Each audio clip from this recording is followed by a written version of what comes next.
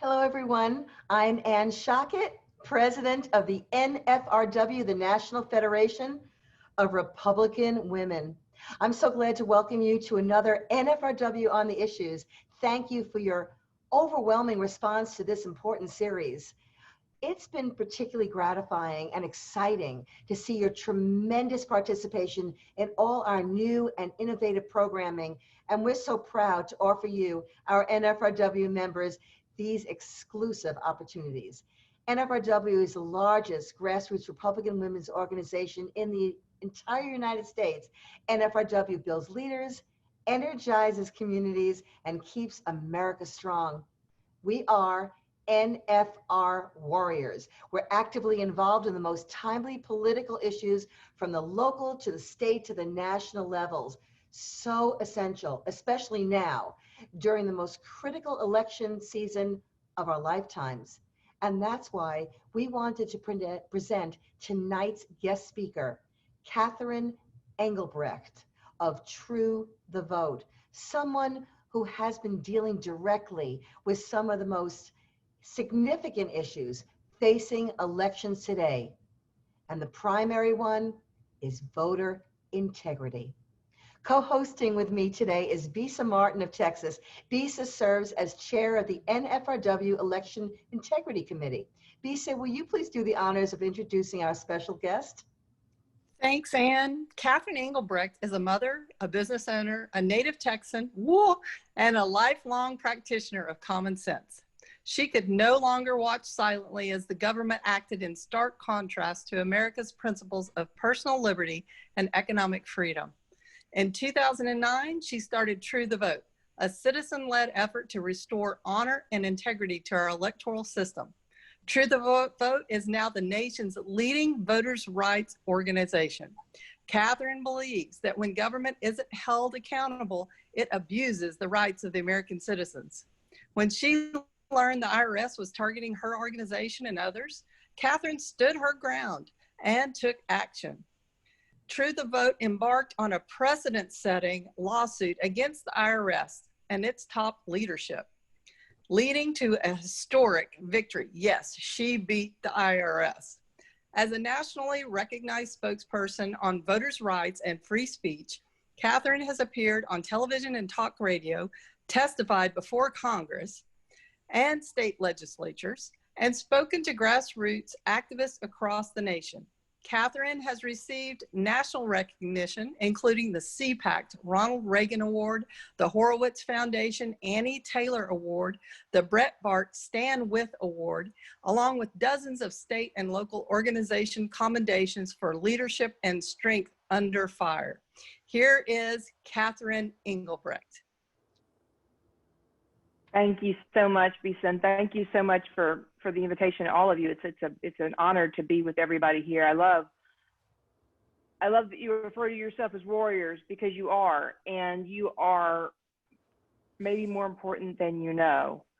Thank you to everybody that's on this call, to everybody that's going to be watching this later. Please keep up the fight. A quick background about me and True the Vote. Look, when I started True the Vote, I thought it would be a great, I wasn't particularly political. I just thought it would be a great way to serve.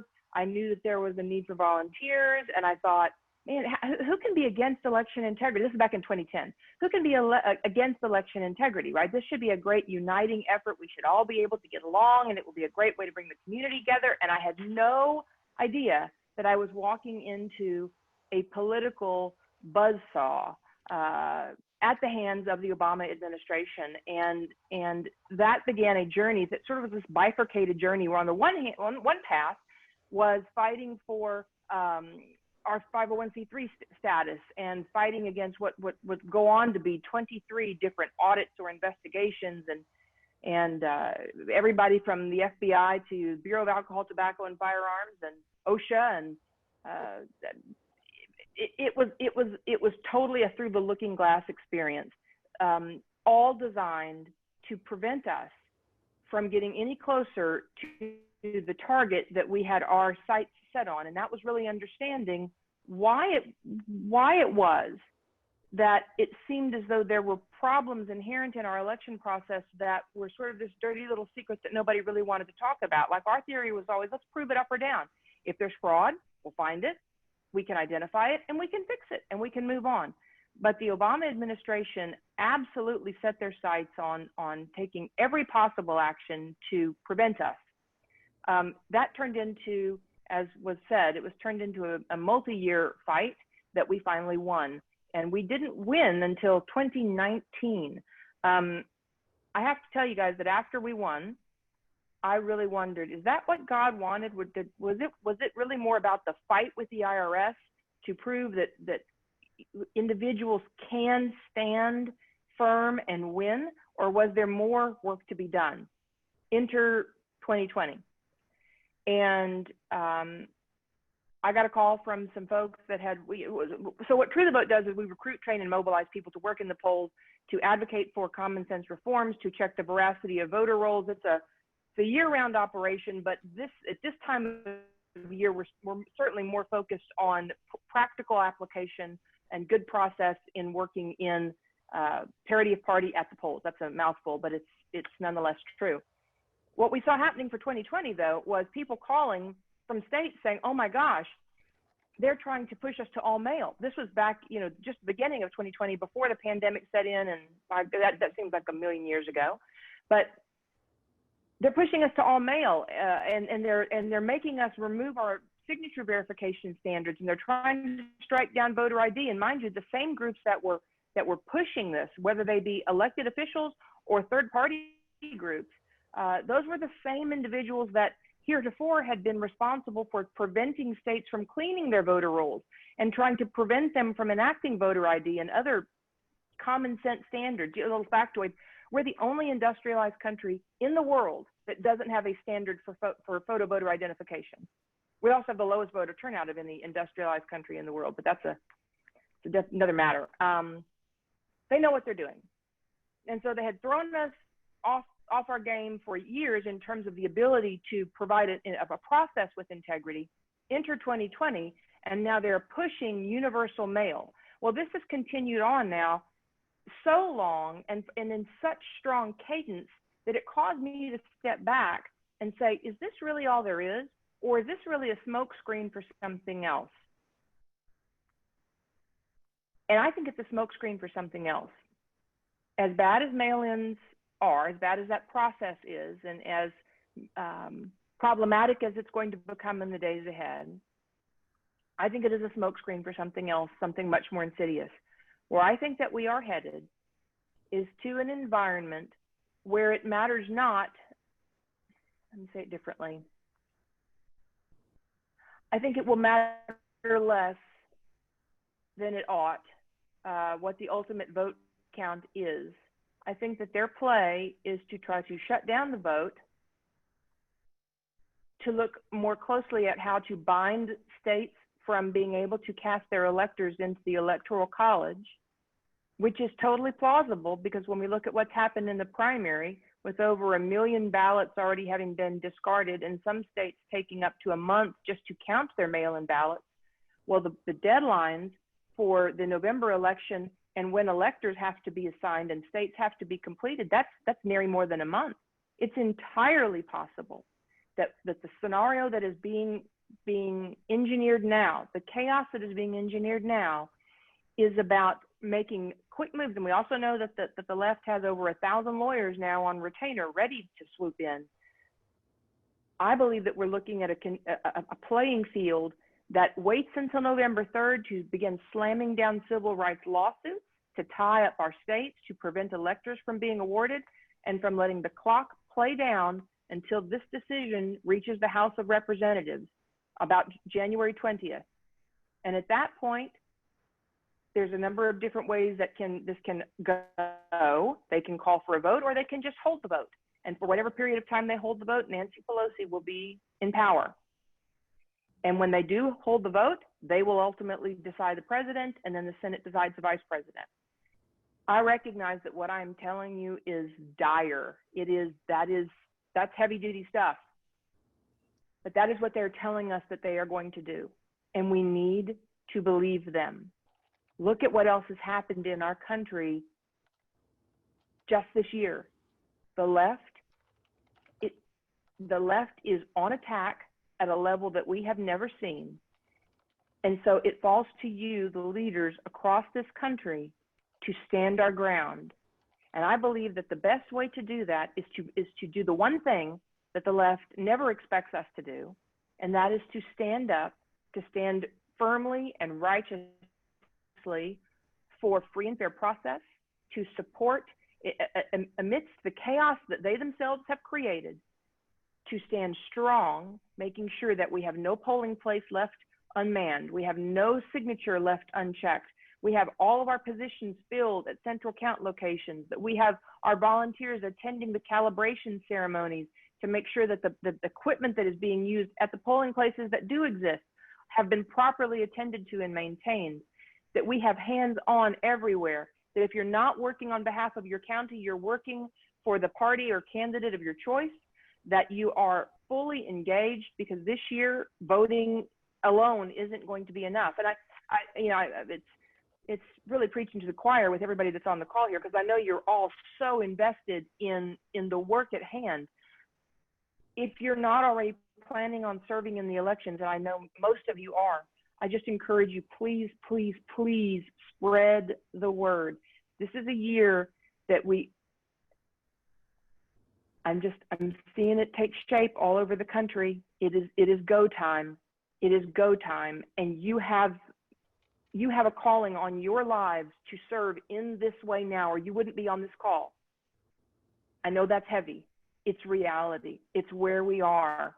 We're talking about, before the program opened, somebody was mentioning the 1619 project, and those things are happening, and they will take hold. Just like down ballot, we have seen the loss of so many of our school boards and city councils, because we just can't believe it's really happening. We think it's America and it's like a Pixar movie and it's all going to work out in the end.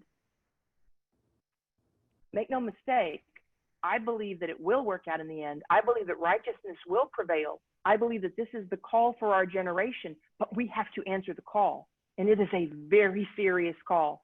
We are fighting against revolutionary Marxists that will burn our cities and our states to the ground to get what they want. They are telling us, they are telegraphing that this is their intent. We need to believe them, and we need to stand firm and resolute within the boundaries of the election codes and laws that govern our states, and we need to show up in force to preserve the process. And I believe if we do that, we win, because it is the one thing that they don't think we'll do.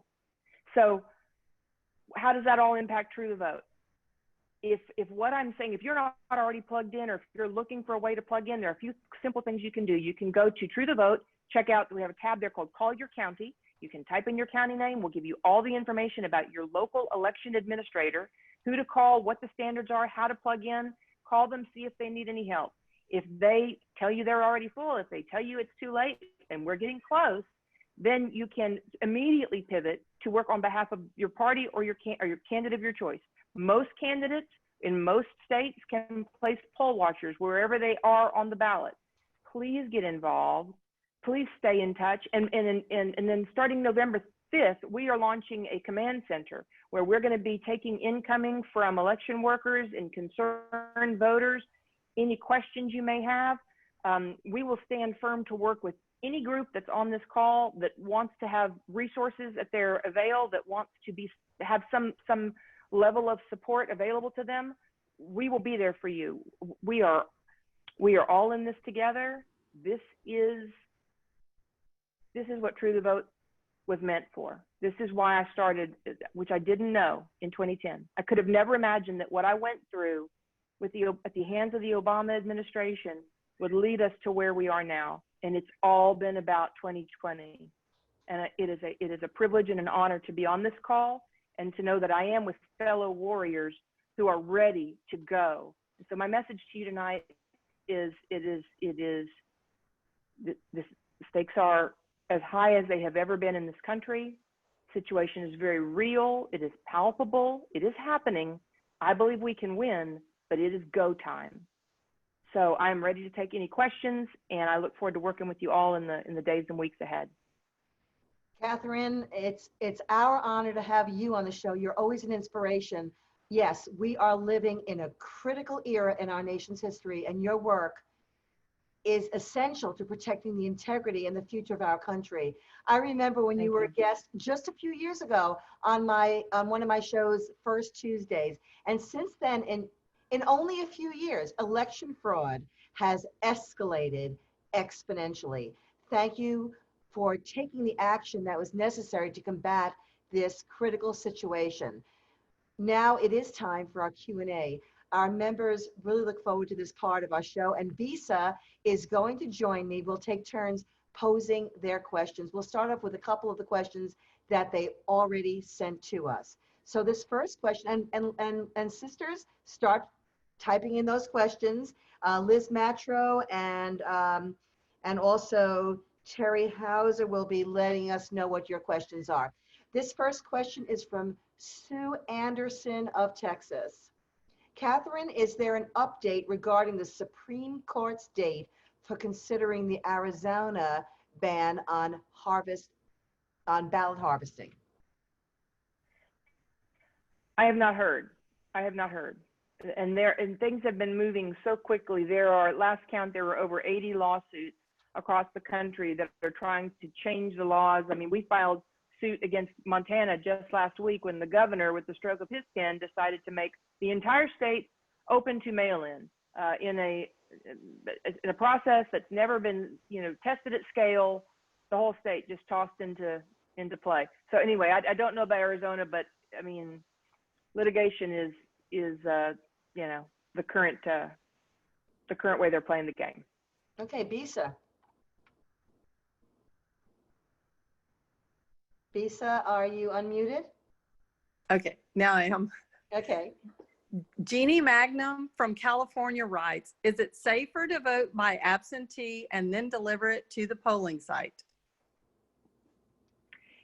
It is, in our opinion, if you can go to a poll, just take your paper ballot, surrender it when you get there, and then vote in person. That would be sort of the gold standard. Okay, good advice. Eileen Sobjak, First Vice President of the NFRW, writes this question. How many states have laws against ballot harvesting?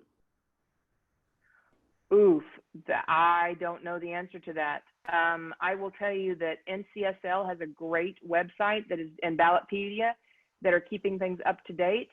Check that out. And it used to be that very few. Now, I mean, it's happening. Legislatures are passing new legislation. Governors and secretaries of state are changing their laws via fiat. It is a free for all. So, but those two sites are really, really good about keeping things up to date. Besa, I think the next questions are being texted to us. Do you have them at hand? Yes, I just need to be, am I unmuted? Yes, you are. Lee Green asked, is there any legal action being taken in reaction to North Carolina passing a law that absentee ballots won't need to have signature verification matching with the registration signature? Not that I'm aware of. And at this point, since they've already begun the process of mailing their ballots, it is likely too late.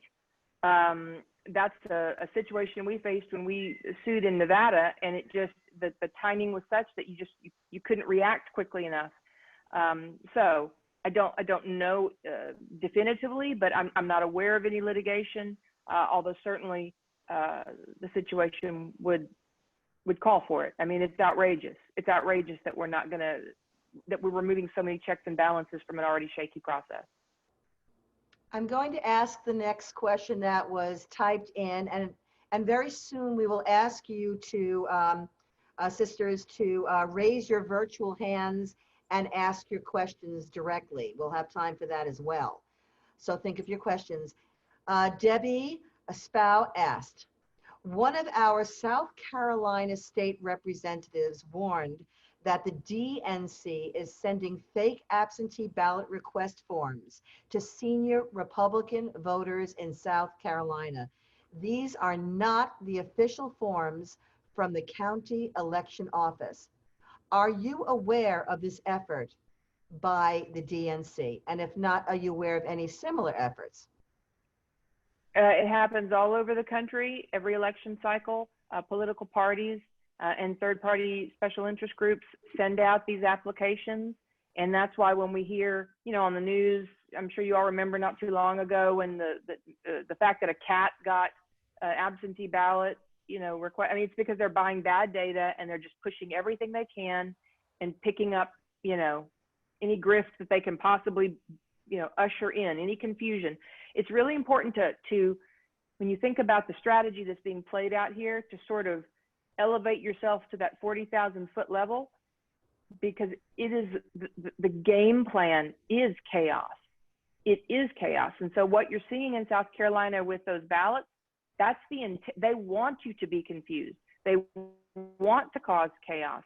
And unfortunately, at least to the best of my knowledge, in that particular example, there's nothing that can be done to stop that, except to make your fellow community members aware. Deborah Tilden had asked this question. What is the key position to volunteer in states that are completely mail-in ballots? Good question, Deborah. It's a great question. And the answer to that is work on your mail-in or absentee ballot review board if your state allows that. Many states are being tested. Again, this is such an unproven process on so many levels in so many states. And so one of those unfortunate casualties are states that are going to receive this tsunami of paper and have no real way of anticipating the volunteer hours it's going to take, the throughput that it's going to be required to hit those deadlines. And so all to say, if you can work on the absentee ballot review process, that would be a great place to serve. We have training to support that, a lot of different trainings, including handwriting analysis training that's available free through the vote if you do find yourself in that position. If you can't serve there, then check to find out if you can serve as a poll watcher, at least observing the process. Anything you can do to get closer to just watch what's happening. You know, it's a law of physics. Observation changes things. Just being there, and don't take no for an answer. Understand if you're being told that there's no place to serve, understand why. Understand how many people they have. Understand, because the expectation is the need is going to far outstrip the availability once all these paper ballots start rolling in. So just making yourself known to your county and serving in any way you can to get close to those ballots. Besa, please ask the next question, and then we're going to have you raise your virtual hands, and you can ask the question live. You'll be called upon. So Besa, would you ask the next question, and then we'll go live. Carol Wagner asked, can you give us a specific list on what to do and how to do it? Should we reach out and sign up through our party? So what I would do is go to, I would go to the True the Vote website, go to the tab that says call your county, type your county name in, and get your election administrator information right there in front of you.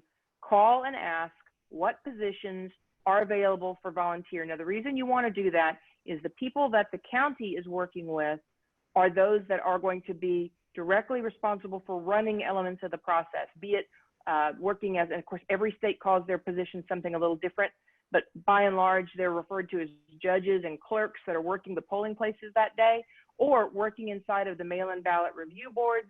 That's going to happen in most instances first with county placement. Now, as we get closer to the election, the parties begin to have more flexibility in who they can put where. So first call your county, then call your party or your candidate and ask how you can serve. But know this, there's a place. So don't let anybody kid you into saying, oh no, we have everybody we need. No, they don't. There are ways, there are places. And if you, I will be glad to be on the receiving end of an email from any of you that say that you are being told there's no place to serve, because that is a challenge we love to take on. There's a shortage across the country. So please, please, please get involved. Okay, ladies, please raise your virtual hands and you can ask your questions directly.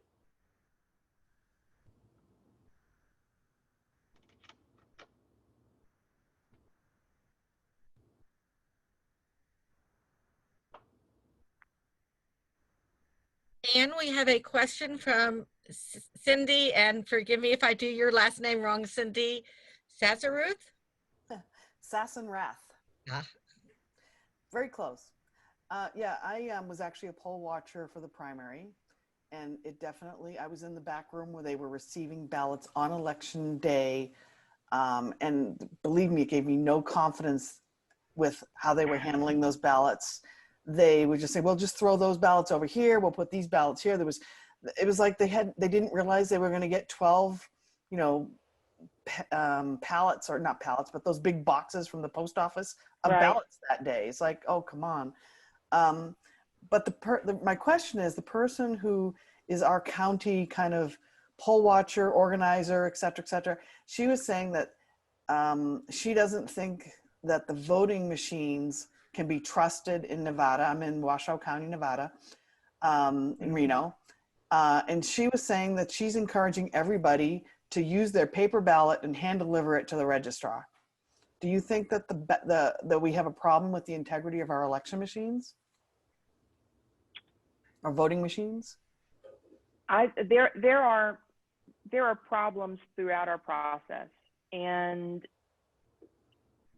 in the end, our whole system depends upon the supposition of honor, and that fundamentally we can come together on this day and at this time, and irrespective of party, to protect the opportunity for our fellow Americans to have their voices heard through their vote. So sort of at the core is this supposition of honor. Over the years, though, that's been abused. And we have now gotten to a point where the fraud has been institutionalized. And it's one of the reasons it's so very difficult to prove anything, because on the one hand, it's sort of baked in. And then on the other, when you do find something, there typically aren't penalties in place that really give enough sting to prevent things from happening again. So to your question about chicanery in the electronic equipment, there's increasing evidence that is something to be concerned about. I hope that after we get past this election cycle, we are going to usher in a new opportunity to have a national conversation about election integrity. And it is like my personal dream. Remember how when the Obama administration was trying to pass the Affordable Care Act, and we had these town halls, and people would go and be very engaged in the conversation about their health care? It is my dream to see something like that, but for elections. There are so many advancements in technology that would end this. There are all kinds of ways to have a more transparent, more reliable process. But as it stands now, what can you do? That certainly voting with a paper ballot in person is one avenue. Also, if you are serving in an environment where you're working inside of a polling place, to pay meticulous attention to running what we call zero tape. So you want to make sure that in the morning you're starting out with zero votes, and then by the end of the day that the audit tabs that you've been running throughout the day match the audit log that the machine shows, that you're following depending upon the state, either the machinery, the equipment itself, or the jump drive that is being delivered to central count. So there are ways to track. Observation does change things. Of all the ways to cheat, it is more difficult. It has been proven time and again that more fraud happens within the mail, with a mail ballot, with the paper ballot process, we just need to have eyes on every aspect that we possibly can. I don't mean to be a harbinger of doom. We just need to be engaged. I think that 2020 is going to mark a historic turning point in our elections, and we just need to help be there to bring a free and fair process across the finish line.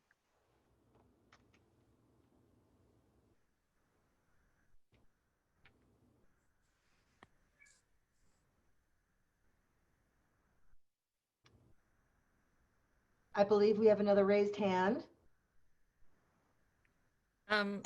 Yes, our next question is from Nancy Almacy in Virginia. Hi there. I understand that the left has lots and lots of lawyers lined up to challenge whatever the results of the election are. Is our side equally prepared? Well, I'm not certain of that. True the Vote is a 501c3. We can't coordinate with the campaigns. I'm only as good as what I can read. I've certainly read that they've raised a lot of money and have indicated that they're willing to fight. I hope that that's the case. But I will tell you that as far as our organization is concerned, we will be ready, and we're in a different spot because we're not representing the party or a candidate, but we will represent the interests of aggrieved voters, and we're preparing for war.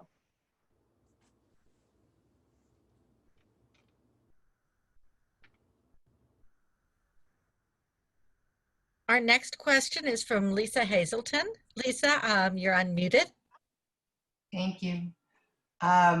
Here in California, everyone will be mailed out a ballot from the very uncleaned registration rolls, and we are encouraging them to vote in person. Should they bring their ballot and surrender it? I don't think the other side's going to be surrendering. How do we ensure that our surrendered ballots are not then used? Great question. It depends upon the process for surrender. It depends upon whether or not your ballots are serialized or tied in some way to the individual voter, so that when the vote from the ballot is spoiled, it's so noted. You know, California's, I mean, you got some challenges in your ballots. I mean, in your voter rolls, and all we can do at this point is try to perform at the highest level possible. And so, voting in person, surrendering your ballot, and you know, making sure that it's destroyed in front of you, that you can see as much of the process as you can. And ideally, if you are working, you'll be able to see more of it further down the line. It's not a perfect fail-safe solution. It's not a vapor lock kind of a response, but it's the best that we can do in a difficult situation, and it's definitely worth doing. Thank you. The next person who's going to be posing a question is Michelle Markle, and Terry is unmuting you now, Michelle. Michelle Markle.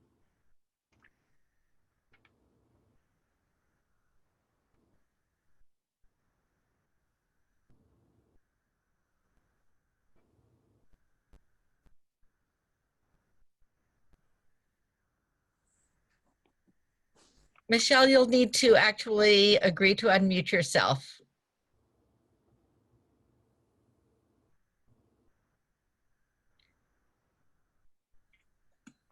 It's not working. Yes, it's You're on, Michelle. Oh, okay, sorry.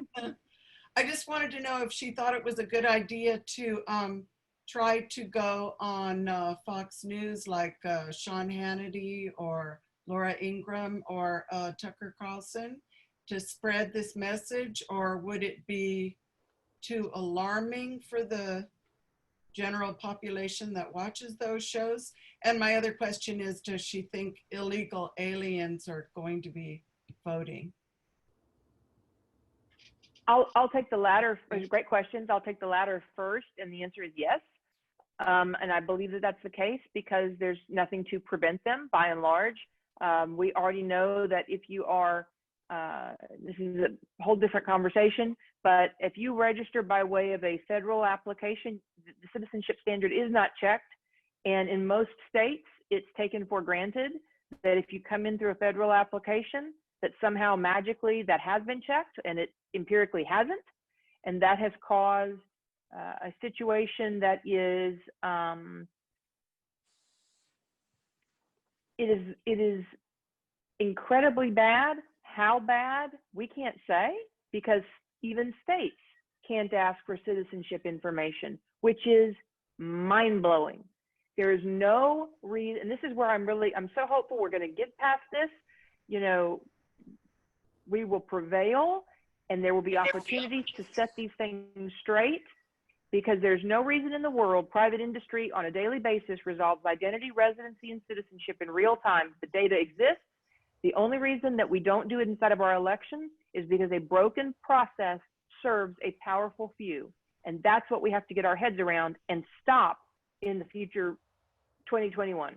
For right now, it's going to be a problem. Whether or not I might have the good fortune to have this, my message, on Fox, I'll tell you this. We did something that we have never done before. We raised money to film an infomercial, and it's not gone public yet, but it will in the next few days. And I believe that it's going to air on Fox first, I think. But I did not sugarcoat anything. Look, I know what I'm saying sounds extreme, and I hope I am wrong. I hope that on the other side of this election, you guys will look back on my comments and think, that was a lot. Oh, she was really out there. They're telling us what they're going to do. Look at what they have already done to our country, and look at what we have been willing to cede, because we kept thinking, okay, this far and no farther. Okay, this far and no farther. Okay, certainly common sense and civility will return. They won't push it any farther. Yes, they will. They are not playing this to win. They are playing it to end elections. And that is what history shows us happens when Marxism takes hold. Marxism is an ideology all about tearing down constructs, tearing it down. And that's what we're watching happen. And I wish I had a different message to bring. The good news is I think we come out on the other side of this. We just have to be prepared to stand strong now. Long answer to the question, but great questions. Thank you so much. Barbara Harmony, you have a raised hand. Will you please ask your question? Barbara Harmony. Yes. Hello. Here in California this year, we're going to be processing 800 million ballots, and harvesting is legal. How are we going to handle that?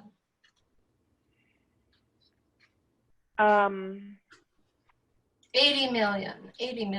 Yeah, I was tracking with you. Yeah, it'll be many, many million. Far more than the average expectation can even, or average plan can even compensate for. I mean, we are going to need so many volunteers and so many eyes on the process, and it's going to happen so quickly because every state has to be done by December 8th, or they risk losing the ability to designate electors.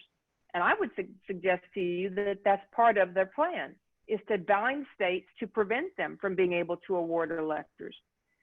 The only thing you can do at this point, well, maybe there are other things that I'm not aware of, and I don't want to discount anything. And by the way, you've got a great group there called Election Integrity Project California that does a great job working specifically in California. They have other efforts as well, but specifically in California, they've got a great engine for helping to train volunteers and get them placed. So that's definitely something to check into. But the only way to improve the throughput is to get patriots in there helping to review, and specifically as it relates to ballot harvesting. Unfortunately, and is so often the case in elections, you will be able to see it in the aftermath. If you research it, you'll be able to see it, but then it will be too late. Nonetheless, it's incredibly important to stay on this, to prevent these kinds of things from continuing on into the future. This needs to be a national wake-up call for all of the ways that our process is broken, and then we need to come together and say never again. I have never seen, Catherine, I have never seen so many raised questions in all our programs. We have so many women interested in this, and I'm just so glad to see this. The next question comes from To your Jennifer great credit, Runquist. to all of your great credit. Thank you. Jennifer Runquist, are you ready to ask your question? Yeah, I have sort of two. I think I read that you were worried about certain states more than others, maybe 5 or 6 that you felt were the most difficult to get through the election properly. That was number 1. Number 2, for many years, I was with the League of Women Voters in Wisconsin. And I was in environmental things, but in Wisconsin, there are 1,000 entities that deal with voting, and only, well, Milwaukee was a little iffy, of course, but the League of Women Voters at that time, I thought was quite a good or honest organization. And I'm wondering if you've run into them at all or have any comments on what you feel about them now.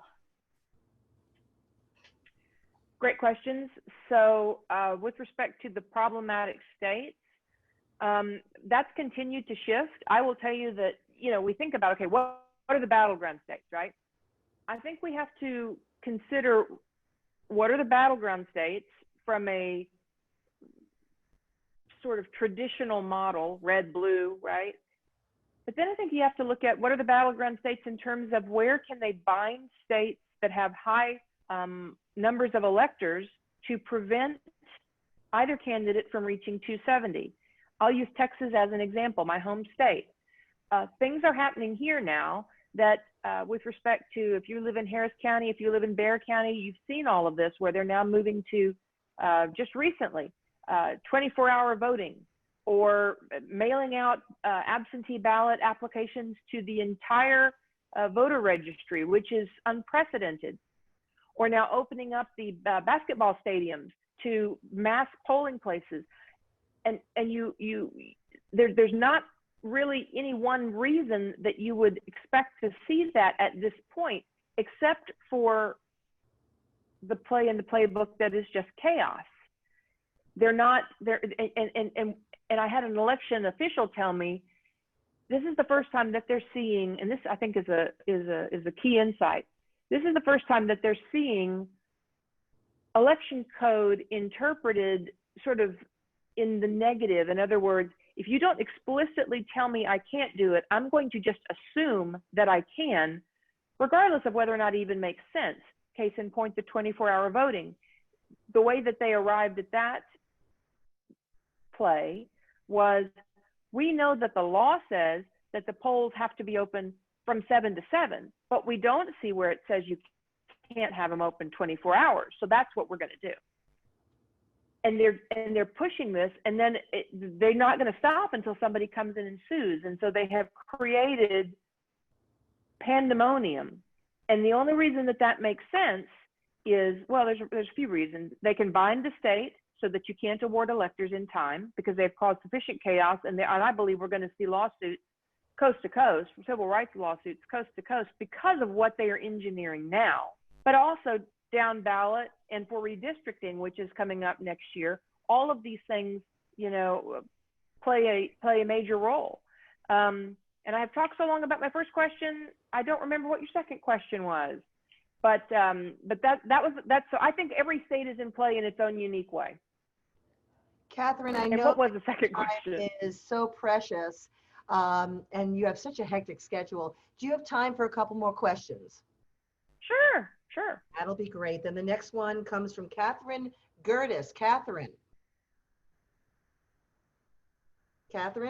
Gertis. I'm here. I'm unmuting. Okay.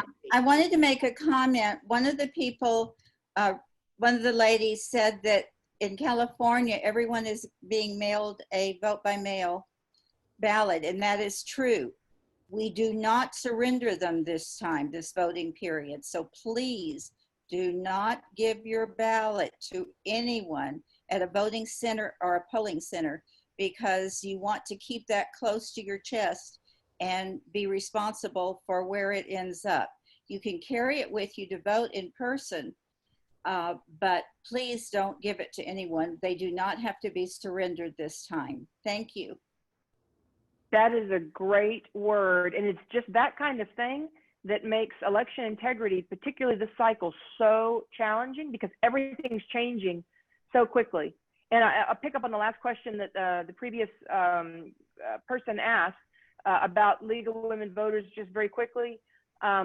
I too thought that they were a good organization that was super focused on voter registration, but increasingly I'm seeing that they're siding with the likes of organizations that are pitching into this chaos, that they're siding with the, with lawsuits that are removing signature verification standards and pushing vote harvesting and striking down voter ID. And so for those reasons, I have to question where their politics comes down, because it certainly doesn't look like it's in support of free and fair process. Okay, our next question comes from Carole Rainey. Carole, are you ready to ask your question? Carole Rainey. To mute. Can you hear me? Yes, we can, Carole. Yes, ma'am. I just wondered if you are going to show your ad on other stations like OAN, Newsmax, and other networks. Are you able to do that? I'm hopeful that it will get picked up. I mean, as you may know, I mean, it's a very expensive undertaking. It's why it was such a big deal for our organization. So we're hoping that it will go viral and be picked up. It's you think about the fact that a citizen-led group, went through the effort to put this all together to try to reach out and break through the noise and talk about the practicality of what this looks like if this goes to the House of Representatives. So hopefully it's going to find its audience, and hopefully all of you will help push it around, because there's really some important information that we lay out in the content. Thank you. Laura Dean, are you ready to ask your question? I am. I am. Thank you. I will be becoming a club president here in Minnesota next week, and my guest speaker is a local representative, Steve Drazkowski, and the title of his talk is How Ilhan Omar and the Lawless Left Plan to Steal the 2020 Election. What's happening, we've seen elections stolen in Minnesota with Senator Norm Coleman and Al Franken. Yes. And what's happening with Ilhan Omar is so serious. I think I really appreciate you bringing this word to us, and we're working hard in Minnesota, but we're watching things right under our eyes. Ilhan Omar has performed so many illegal things around election, and we're hoping to bring the noose in around her neck. There's been a lot of work around that, but thank you for your work, and hopefully all of us working together can lead to a fair election. Thank you for your service. It will. And absolutely. And I'll also throw in one other word about Minnesota. So the outcome of that Norm Coleman, Al Franken election, where it drug on for 6 months, and as it turns out, felons voted in Al Franken, and we learn all of this after the fact, and then he goes on to be seated in the filibuster-proof Senate that went on to, vote in the Affordable Care Act, and the rest, as they say, is history. But the attorney for Al Franken at that time was a gentleman by the name of Mark Elias. Mark Elias went on to become Hillary Clinton's attorney, and then the Democrat Party's attorney, and is now the symphony conductor of this litigation scheme that is being played out in 2020. So it started in Minnesota, and it needs to stop. So thank you for doing all that you're doing to try to hold the line down in your state. Catherine, perhaps you can get us a link to your infomercial so we can share it with our members. Absolutely. It's going to be posted on our website. It's not live yet. I think it's going to go. We've been so like, when is it going to go? Because there's, for better or worse, there's no shortage of breaking news. So trying to find the right time, but it's going to definitely be on the truethevote.org website. And I'll definitely send it to you and to you so that you can share it around. Thank you for the consideration. We are all in this together. And look, I know these are harrowing days and tough facts, but I am an eternal optimist, and we will prevail. We are on the side of right, and we have been called in a time of miracles. Things are going to be amazing. This is going to be an amazing next few months.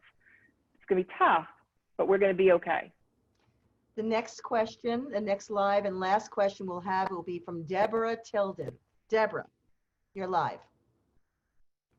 Hello, thank you. As an elected PCP, do those who are actually elected in our county to represent our voters in our precincts, do we have any higher level of, I guess, consideration in volunteering for some of those review boards, or is it just kind of a free-for-all, anybody can do that? And if our county is full, can we go into a different county, or are we restricted to our own county to be on those review boards? Great question, and it is totally dependent upon your state and oftentimes your county rules. Everybody runs things differently. So in many states, as a precinct chair, you do have the opportunity to serve as a judge in your precinct, and you can pick your alternate judges, but that's not the case everywhere. So, I think maybe the thing that it definitely gives you the advantage towards is having access to at least, know more readily who to call. So I can't speak to the exactness of what's required in your state, but, muscle up in there and use that position and figure out how you can serve, because it's important. Catherine, as we end NFRW on the issues, do you have any closing thoughts or particular action items that you'd like to share with our members? Well, I would just lay out the basic three. Call your county, your party, or your candidate and serve. If you need supplemental training, check out True the Vote, or just check us out generally for any resources and share them. And then choose in now to be a part of the movement, True the Vote, or broadly just the issue of election integrity, because this is not going to be over on November 3rd. And we need to get our minds around that now, because as leaders, people will look to us to see if we are panicked. And we need to be resolute in our determination to see this all the way through to a victorious end. It's not going to be over on November 3rd, but together we can deliver this all the way through. Thanks so much, Catherine. Unfortunately, we've come to the end of NFRW on the issues, and it has been such a distinct pleasure and privilege to have you with us today. We Federated Republican Women are laser focused on elections 2020, so your presentation was crucial to our understanding and our work. Ladies, Besa and Catherine are pooling resources these last weeks of election 2020.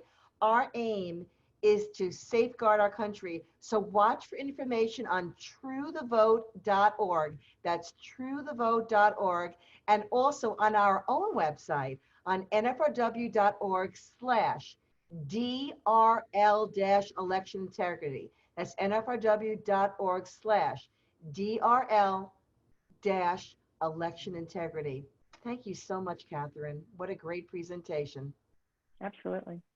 Thank you. Well, friends, this has been another NFRW on the issues, and my co-host, Besa Martin, and I want to thank you for joining us and for all you do for our communities, states, and nation.